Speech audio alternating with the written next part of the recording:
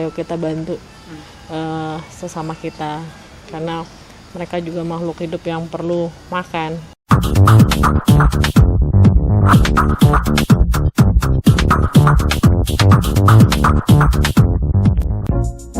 Selasa petang jelang maghrib 28 April 2020 lalu, tampak gerimis masih mengguyur kawasan Cibubur, Depok.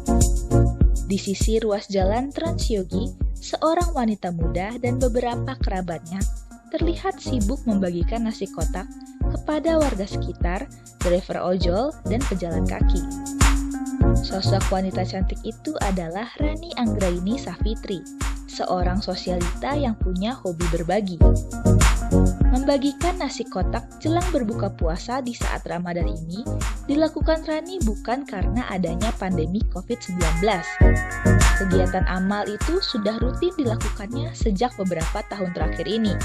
Untuk hari ini sih 150, tapi biasanya setiap hari itu 100 jatahnya kita. Kita pengen selama 30 hari itu memberi makan 100 kotak rencananya, karena ini di lokasinya masih di Depok atau di Cibubur. Besok kita ke daerah Jakarta yang di pinggir-pinggir. Kalau saya sih biasanya sih memang waktu sendiri ya, sebelum ada COVID memang setiap bulan puasa itu, kebetulan di rumah saya di Cibubur di bawah jembatan itu tuh suka banyak orang-orang yang penggali ataupun pemulung. Jadi biasanya saya nyiapin tuh sahur sama untuk buka puasa. Memang udah rutin sih sebenarnya. Dan ditambah COVID ini ya mungkin nambah lagi. Kemarin juga kan kita ada bagi-bagi sembako juga kan untuk 1000 paket. Selain mengancam kesehatan dan jiwa, dampak pandemi COVID-19 juga sangat mengganggu ekonomi masyarakat.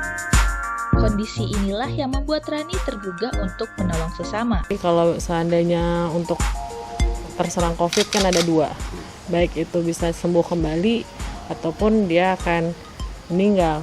Tapi kalau kondisi ekonomi seperti ini kan urusannya perut ya, jadi ya kasihan lah. Bahkan saya melihat tuh di pinggir jalan ada orang tuh untuk makan aja tuh susah.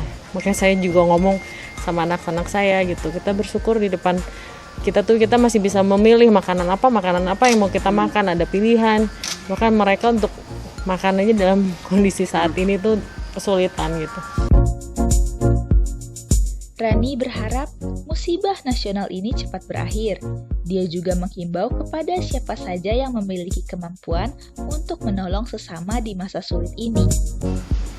Kalau sampai kapannya sih, saya sih nggak tahu. Harapan saya sih memang habis Lebaran ini udah selesai ya. Harapannya ya kepada teman-teman yang memang ada berlebih, ayo kita bantu sesama kita, karena mereka juga makhluk hidup yang perlu makan, perlu kehidupan untuk anak-anak mereka juga. Jadi harapan saya sih untuk para teman-teman yang memang ada sedikit kemampuan, ayo kita bersama-sama mumpun di bulan Ramadan ini, kesempatan kita untuk memberi atau beramal. Jiwa sosial penyayang kucing itu juga disalurkan melalui komunitas Sahabat Kartini yang peduli dengan kehidupan wanita Indonesia yang berprestasi. Sahabat Kartini tuh awalnya tuh memang tahun 2015 ya dibentuk. Itu tuh untuk memberi penghargaan kepada wanita-wanita yang berprestasi. Kartini tuh dulu memperjuangkan kebodohan kan, karena dulu pendidikan tuh susah banget dicapai untuk wanita-wanita saat itu. Tapi kan kalau sekarang para wanita tuh udah sangat luar biasa, bahkan udah sampai kalau soal pendidikan udah profesor, bahkan udah jadi presiden. Kita juga pernah punya presiden perempuan.